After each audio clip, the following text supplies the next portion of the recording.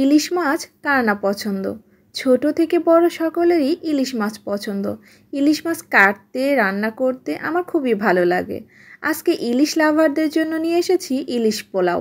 এই ইলিশ পোলাওটা যখন রান্না করেছি বাসার সবাই চেটেপুটে খেয়েছে, আর বারবার রিকোয়েস্ট এসেছে এই ইলিশ পোলাওটা আবার রান্না করে নেওয়ার জন্য।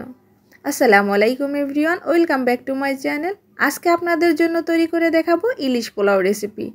এই ইলিশ পোলাও রেসিপিটা ছিল দারুণ।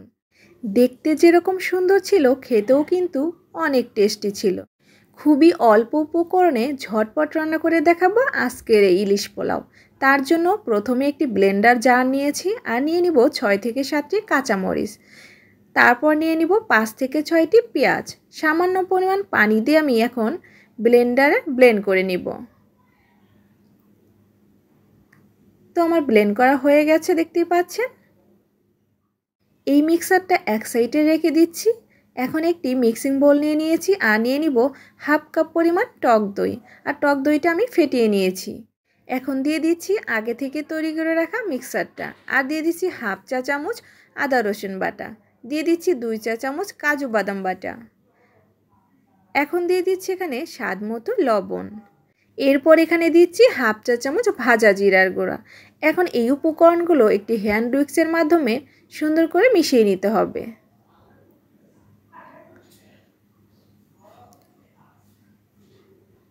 তো আমি ভালোভাবে এই উপকরণগুলো মিশিয়ে নিয়েছি।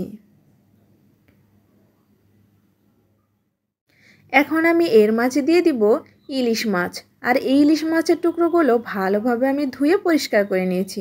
এখানে আমি 6 পিস ইলিশ মাছ দিয়ে দিচ্ছি, আপনারা কম বা বাড়িয়ে নিতে পারেন। ভালোভাবে এই মশলার সাথে ইলিশ মাছটা মেখে নিতে হবে। আমি এপাশ ওপাশ করে ভালোভাবে মেখে নিচ্ছি।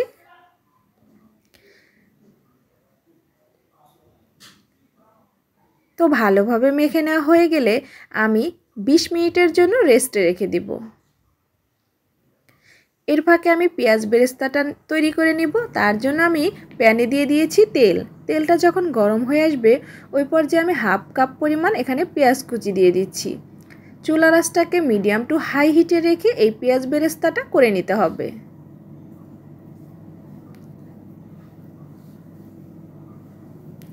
তো দেখতেই পাচ্ছেন, কিছুক্ষণ নেড়ে চেড়ে ভাজার পর পেঁয়াজ বেরেস্তাটা সুন্দর কালার চলে এসেছে। এই পর্যায়ে আমি তেল ঝরিয়ে তুলে নিচ্ছি। আর 20 মিনিট পর আমি এই মশলা থেকে ইলিশ মাছগুলো তুলে নিচ্ছি। আর তুলে নেওয়ার আগে ভালোভাবে একটু মেখে নিচ্ছি।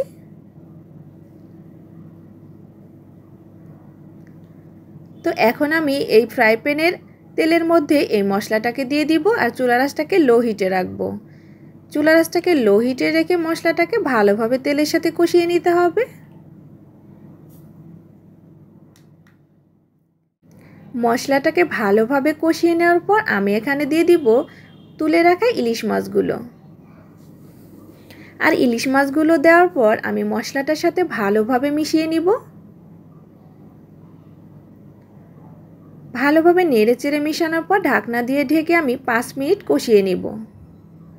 এক পাশটা যখন কষানো হয়ে যাবে ওই পর্যায়ে উল্টে দিতে হবে। এই পর্যায়ে কিন্তু আমি কোনো পানি ব্যবহার করিনি, শুধুমাত্র মশলাটার মধ্যেই কষিয়ে নিচ্ছি। উল্টে দেওয়ার পর আবারও ঢাকনা দিয়ে ঢেকে আমি আরও 5 মিনিট কষিয়ে নিব। তো এভাবে আমি এপিট ওপিট মোট 10 মিনিট কষিয়ে নিয়েছি। আর এই পর্যায়ে আমার ইলিশ মাছগুলো কিন্তু ভালোভাবে কষানো হয়ে গেছে। কষানো হয়ে গেলে আমি এখন ইলিশ মাছগুলো তুলে নিচ্ছি। দেখতেই পাচ্ছেন তেলটা কিন্তু উপরে ভেসে উঠেছে। এতেই বুঝতে হবে ইলিশ মাছগুলো কিন্তু ভালোভাবে কষানো হয়েছে। নেড়ে চেড়ে মশলাটাকে ভালোভাবে মিশিয়ে নিচ্ছি। আর এখন এখানে আমি হাফ কেজি পরিমাণ পোলাওয়ের চাল আগে থেকেই ধুয়ে পরিষ্কার করে রেখেছিলাম।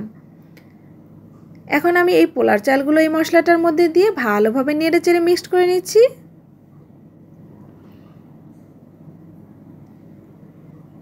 মেশানো হয়ে গেলে আমি চুলা আঁচটাকে একটু মিডিয়ামে রেখে এই চালগুলোকে ভেজে নিব 6 থেকে 7 মিনিট। আর চালটা ভাজার সময় অনবরত নাড়তে হবে, নাড়াচাড়া একদমই বন্ধ করা যাবে না, তাহলে কিন্তু চালটা নিচ থেকে পুড়ে যাবে। পোলাওর চালটাকে অবশ্যই ভালোভাবে ভেজে নিতে হবে, এতে করে পোলাওটা কিন্তু অনেকটা ঝরঝরে হবে। ভালোভাবে ভেজে নেওয়ার পর আমি এখানে ফুটন্ত গরম পানি দিয়ে দিচ্ছি 1 কেজি পরিমাণ। যেহেতু আমি হাফ কেজি পোলাওর চাল ব্যবহার করছি তাই 1 কেজি পরিমাণ পানি দিয়ে দিতে হবে। আপনারা যতটা চাল ব্যবহার করবেন তার ডাবল পানি দিয়ে নেবেন, এতে করে পোলাওগুলো খুবই ঝরঝর হবে, পানিটা কিন্তু পারফেক্ট হবে।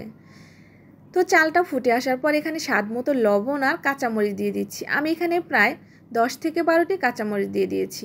আপনারা আপনাদের ঝালের টেস্ট অনুযায়ী কাঁচামরিচ দিয়ে নেবেন। ঢাকনা দিয়ে ঢেকে আমি রান্না করে নিচ্ছি বেশ কিছুক্ষণ রান্না করে নেওয়ার পর যখন দেখবেন এরকম অল্প কিছু পরিমাণ পানি আছে, ওই পর্যায়ে এখানে দিয়ে দিতে হবে পেঁয়াজ বেরেস্তা।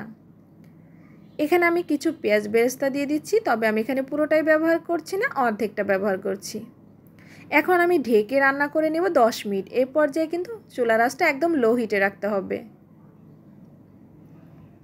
আর ঢাকনার ছিদ্রটা অবশ্যই বন্ধ করে দিতে হবে। ফিরে এলাম 10 মিনিট পর। দেখতেই পাচ্ছেন পোলাওগুলো কিন্তু অনেকটা ঝরঝরে হয়ে গেছে, তবে পোলাওগুলো কিন্তু পারফেক্টভাবে সিদ্ধ হয়নি। এই পর্যায়ে ভালোভাবে নেড়ে চেড়ে মিক্সড করে দিতে হবে।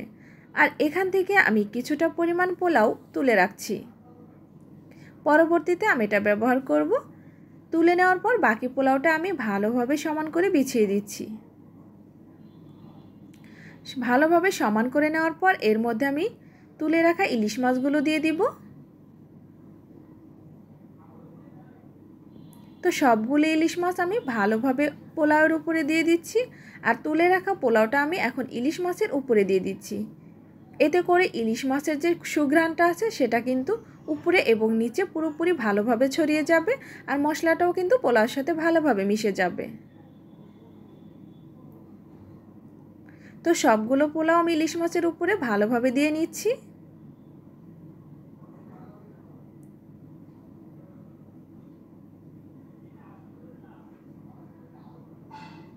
ভালোভাবে নেড়ে চেড়ে একটু সমান করে দিচ্ছি। এখন আমি দিয়ে দিলাম পেঁয়াজ বেরেস্তা। বাকি যে পেঁয়াজ বেরেস্তাটা ছিল সেটা আমি উপরে ছড়িয়ে দিচ্ছি। আর দিয়ে দিচ্ছি 1 টেবিল চামচ পরিমাণ ঘি। এখানে আমি খাঁটি ঘিটা ব্যবহার করছি, চেষ্টা করবেন ভালো মানের ঘিটা ব্যবহার করার জন্য। ঢেকে আরও রান্না করে নেব 10 মিনিট একদম লো হিটে। তো ফিরে এলাম 10 মিনিট পর। এ পর্যায়ে আমার পোলাওটা একদমই পারফেক্ট সেদ্ধ হয়েছে আর বেশ কিছুটা ঝরঝর হয়ে গেছে।